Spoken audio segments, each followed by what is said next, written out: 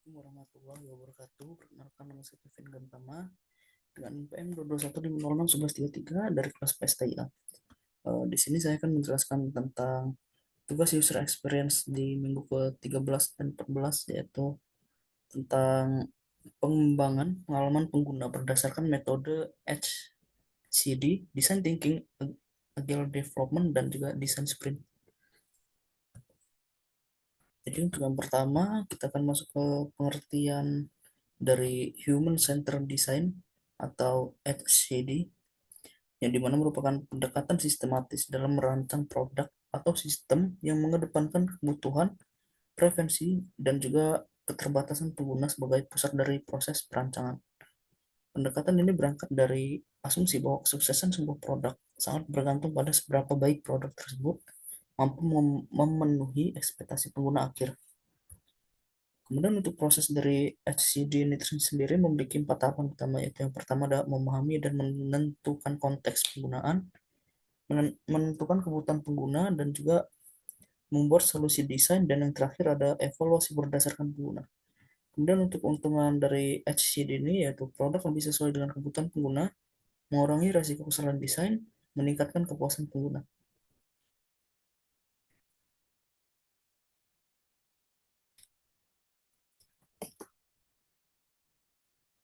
Kemudian untuk yang selanjutnya ada bab 3, yaitu metode yang kedua, yaitu design thinking, di mana design thinking sendiri ini merupakan metode berpikir kreatif dan juga sistematif yang digunakan untuk menyelesaikan masalah kompleks dengan pendekatan yang berfokus pada manusia. Kemudian pendekatan logis dan linear pada umumnya, design thinking mendorong tim untuk memahami manusia di balik masalah dan menghasilkan solusi inovatif yang belum pernah terpikirkan sebelumnya. Kemudian untuk tahapan dari design thinking ini ada 5 macam, yaitu yang pertama ada empathize, yang dimana memahami perasaan dan kebutuhan pengguna. Yang kedua ada define, di sini untuk menyusun masalah atau tantangan yang dihadapi pengguna. Kemudian untuk ideate, yaitu menghasilkan sebanyak mungkin ide solusi. Kemudian yang keempat ada prototype, yaitu membuat model awal produk atau fitur. Kemudian untuk yang terakhir ada tes, di sini untuk menguji prototype kepada pengguna dan mendapatkan masukan. Kemudian untuk yang keunggulan dari design thinking ini sendiri yaitu memacu inovasi dengan pendekatan kreatif, memastikan solusi sesuai dengan realitas pengguna. Kemudian yang terakhir ada fleksibel dan juga dapat diterapkan dari berbagai bidang. Kemudian untuk metode yang ketiga yaitu agile development. Jadi development ini sendiri merupakan metode manajemen proyek yang menekankan pada fleksibilitas dan juga kolaborasi tim, serta kemampuan untuk merespon perubahan dengan cepat. Agile juga muncul sebagai respon terhadap keterbatasan metodologi tradisional seperti misalnya waterfall yang bersifat kaku dan juga tidak responsif terhadap perubahan selama proses pengembangan. Kemudian untuk prinsip dari Agile sendiri yaitu individu dan interaksi lebih penting dari proses dan alat. Kemudian perangkat lunak yang berfungsi lebih penting dan dokumentasi lengkap. Kemudian kolaborasi dengan pelanggan lebih penting dari negosiasi kontrak. Kemudian untuk framework Agile ini ada Scrum yang menggunakan sprint, kemudian ada Kanban yaitu visualisasi alur kerja menggunakan papan tugas. Kemudian untuk kelebihan Agile sendiri yaitu produk bisa cepat dirilis dan juga diuji. Kemudian fleksibel terhadap perubahan dan juga komunikasi tim yang lebih baik. Kemudian untuk metode yang terakhir yaitu design sprint, yaitu metodologi pengembangan produk secara cepat yang dirancang untuk memecahkan masalah besar dan menguji ide-ide dalam waktu singkat. Biasanya hanya dalam 5 hari kerja.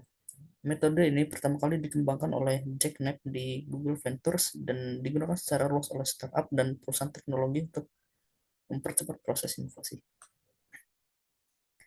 Kemudian metode ini sangat efektif kita ketika sebuah tim menghadapi tantangan seperti misalnya validasi ide produk, kemudian merancang fitur baru dengan resiko tinggi, dan juga menguji asumsi pengguna terhadap sebuah solusi. Kemudian untuk desain sprint ini sendiri terdiri dari 5 tahap, yaitu yang pertama ada understand, yaitu mengumpulkan wawasan, memahami masalah, dan juga menetapkan target. Yang kedua ada sketch, yang dimana menciptakan berbagai ide solusi berdasarkan inspirasi yang relevan. Kemudian yang ketiga ada decide, yaitu memilih ide terbaik dan menyusunnya dalam bentuk skenario. Kemudian yang keempat ada prototype, yaitu membangun versi prototype yang cukup realistis untuk diuji. Kemudian yang kelima ada tes, yaitu melakukan pengujian prototype kepada pengguna nyata dan menganalisis feedback. Kemudian ada 5 hari dalam desain sprint, yaitu yang pertama ada Senin, understand, memahami masalah pengguna dan tujuan bisnis. Selasa ada ideate, yaitu mengembangkan berbagai solusi potensial. Kemudian Rabu ada decide, memilih solusi terbaik dan membuat storyboard. Kemudian Kamis ada prototype, membangun prototype realistis dari ide yang terpilih. Kemudian Jumat ada tes, itu menguji prototype pada pengguna dan mendapatkan feedback langsung. Kemudian untuk kelebihan desain sprint sendiri yaitu hemat waktu dan biaya, fokus pada pemecahan masalah spesifik, dan juga cocok untuk validasi ide. Kemudian untuk perbandingan antar metode yaitu ada HCD, kemudian design thinking, agile development, dan juga design sprint. Di sini ada fokusnya yaitu kebutuhan pengguna. Untuk HCD sendiri mendapatkan grade sedang, design thinking sedang, agile tinggi, dan juga design sprint sangat tinggi. Kemudian untuk iterasinya HCD ada tinggi, design thinking tinggi, agile sangat tinggi, desain rendah. Kemudian kita akan masuk ke pembahasan paper yang akan dijadikan untuk studi kasus, yaitu paper yang saya pilih sendiri di sini adalah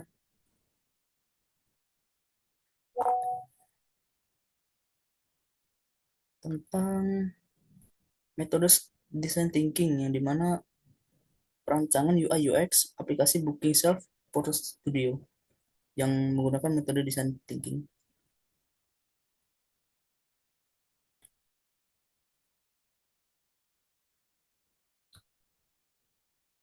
Jadi untuk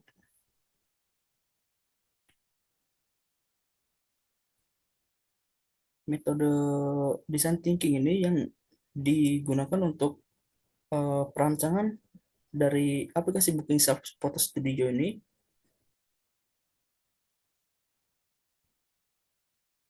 dibuat dikarenakan untuk era sekarang masih banyak foto studio yang masih menggunakan sistem booking manual seperti misalnya lewat WhatsApp, telepon, atau datang langsung. Kemudian salah satu studio foto dari Sinar Mulia Studio menghadapi masalah seperti misalnya waktu konfirmasi yang lama, pencatatan data pelanggan yang tidak rapi, dan kemudian untuk mengatasi masalah tersebut maka dirancanglah sebuah aplikasi booking online berbasis web yang user friendly dan juga praktis. Kemudian apa itu design thinking? Design thinking ini adalah sebuah pendekatan pemecahan masalah yang berpusat pada manusia, atau dalam konteks ini berpusat pada pengguna. Pendekatan ini mendorong kita untuk memahami pengguna secara mendalam, merancang solusi kreatif berdasarkan kebutuhan mereka, dan juga melakukan eksperimen melalui prototipe dan pengujian.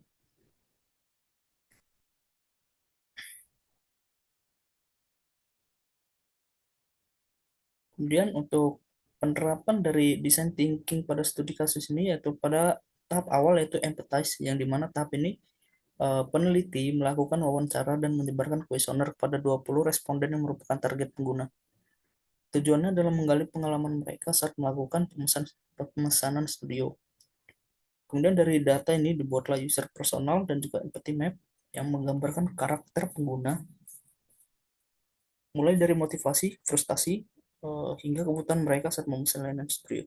Kemudian kedua ada define, yaitu dari hasil observasi tadi, maka peneliti merumuskan beberapa permasalahan utama seperti misalnya tidak adanya sistem booking online, informasi layanan yang tidak tersedia secara transparan, kemudian tidak adanya pengingat otomatis untuk jadwal booking.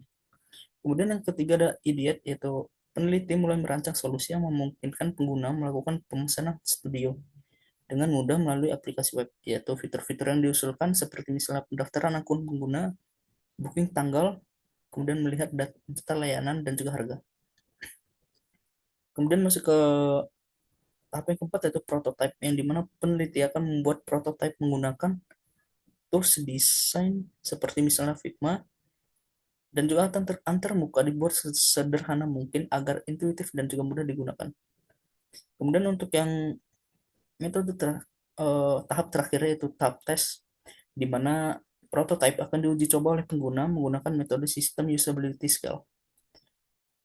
Oke, mungkin dari tahap-tahap tadi, proses design thinking ini menunjukkan bahwa metode ini sangat efektif untuk menciptakan solusi yang relevan dengan kebutuhan pengguna.